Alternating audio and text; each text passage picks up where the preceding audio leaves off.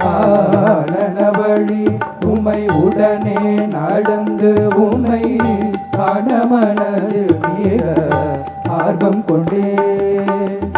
காணவரதன் இஷ்ட காணவரதன் திரு நாமம் அதை புகழ்ந்து காணவரதன் திரு நாமம் அதை புகழ்ந்து கொண்டு ஆனந்தமுடன் தன்னிதானம் அடைக்கும் மறு காணிக்கை கொண்டு வந்தே காணவரதன் திரு நாமம் அதை புகழ்ந்து கொண்டு ஆனந்தமுடன் தன்னிதானம் அடைக்கும் மறு காணிக்கை கொண்டு